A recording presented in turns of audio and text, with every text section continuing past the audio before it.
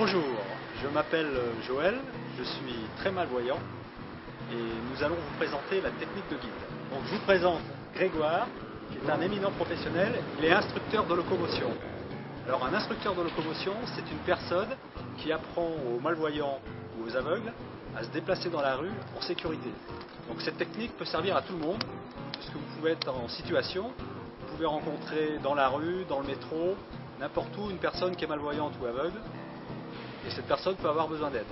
Donc la première des choses que vous devez faire, c'est déjà de demander si la personne a besoin d'aide. Parce que c'est pas parce que une personne déficiente visuelle attend au bord d'une rue qu'elle a vraiment besoin d'aide, elle attend seulement son tour pour traverser. Donc première des choses, c'est demander si la personne a besoin d'aide. Souvent, quand on aide une personne déficiente visuelle, on arrive en arrière, on prend son coude et on la pousse. Mais là, justement, la personne se retrouve face aux obstacles et ça ne la rassure pas du tout, malgré qu'on ait envie de faire du bien. Vous voyez, Joël a pris naturellement cette position parce qu'il sait très bien que quand il se met en arrière de moi, il est en sécurité. C'est-à-dire que la personne qui est derrière, la personne guidée, sait toujours qu'elle est à un pas de retard par rapport au guidant. Ça la met énormément en sécurité parce que si on avance vers quelque chose qui lui fait peur, elle sait très bien qu'elle ne va pas tomber tout de suite. Voilà. Ouais, je vais tomber après. Voilà, tomber après. Donc, une fois que la personne a compris et qu'on s'est bien positionné, on peut partir.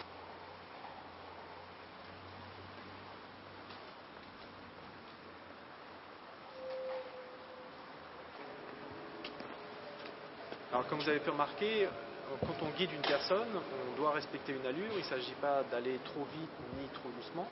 Et pour savoir ça, on demande régulièrement à la personne si l'allure lui convient. L'allure va être aussi très important parce que c'est ce qui va permettre de mettre en éveil la personne.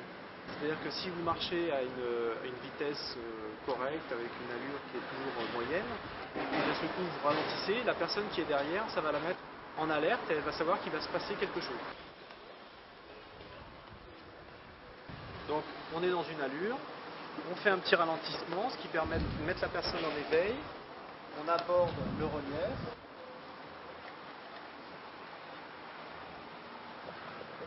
Alors on va vous montrer maintenant une autre application du ralentissement qui va être suivie cette fois-ci d'un arrêt et en l'occurrence au bord d'un trottoir ou au bord d'un escalier. Donc première chose, vous êtes en train de marcher, vous allez casser votre allure pour créer un ralentissement et donc ça va prévenir la personne qui est derrière qu'il va se passer quelque chose et ensuite vous allez faire l'arrêt au bord du relief.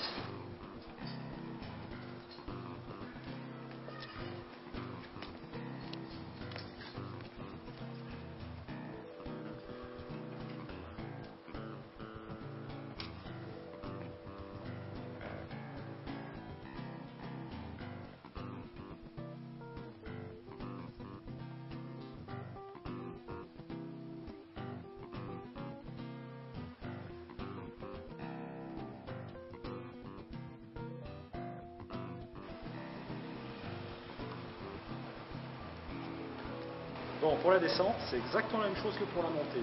Il faut s'arrêter avant et il faut s'arrêter en bas. Comme ça, je sais exactement qu'on va commencer et je sais exactement qu'on est arrivé.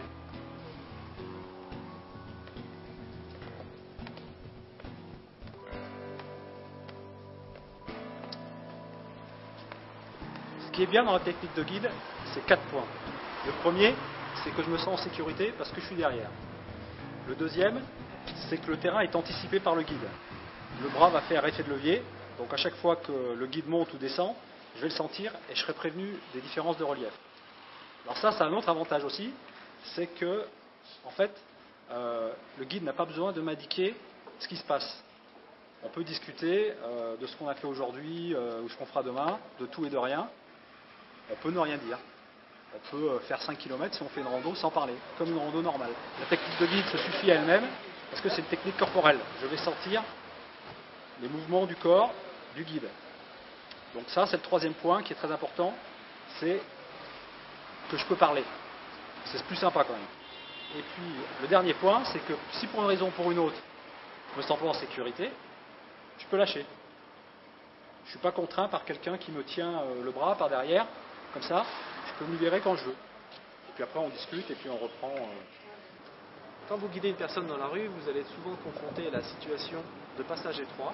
Donc il va falloir faire comprendre à la personne qui est guidée qu'elle doit se placer derrière vous. Donc on fait une manœuvre toute simple, on place son bras derrière son dos, la personne se décale et vous pouvez passer tranquillement en ayant ralenti auparavant dans ce passage étroit, et quand c'est terminé, vous ramenez vos bras et la personne revient aussi.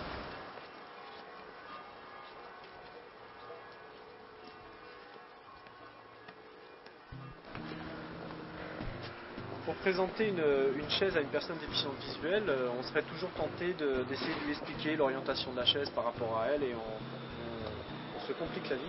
En fait, il faut tout simplement prendre la main de la personne, lui présenter le dossier, et c'est la personne qui va orienter sa chaise, découvrir et s'asseoir.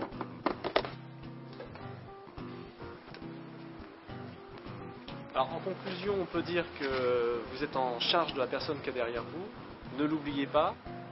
Donc ce qui est très sympathique avec cette technique, c'est que vous pouvez l'apprendre à tout le monde. Elle est très simple. Donc vous pouvez l'apprendre à vos proches, à vos parents, à vos élèves, à vos collègues et à vos amis.